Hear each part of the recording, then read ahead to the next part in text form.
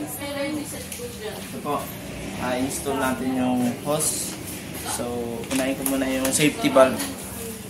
Safety valve. Ito po yung valve niya. Pag ganyan, close. Ito open. Dito po lalabas yung gas. Dito naman po yung ano. Kung magkakaroon po kayo ng gas. Diyan.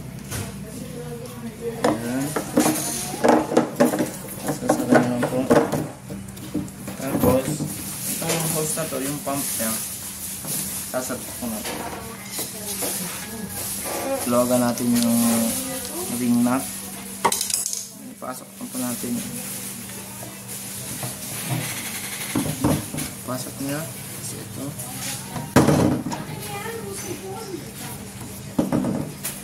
Tapos, siguro dito tayo sa baba. Parang ganyan.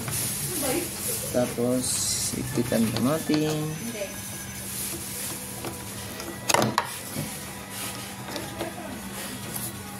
Kumuha ng stock yun naman.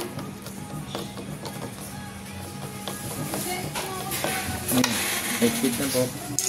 Tapos yun. Lalabas nyo ito. Ganyan. Nakita na kantay. Yan. Pusa na po yun siya lalabas.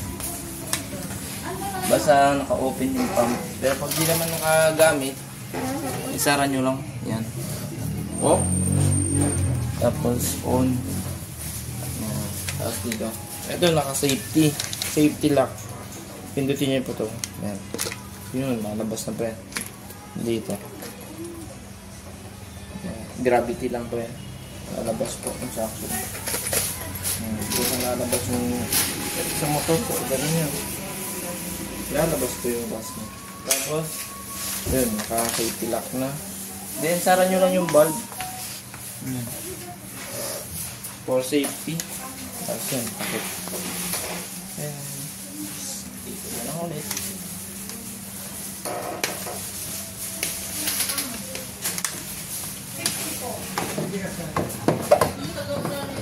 Yan.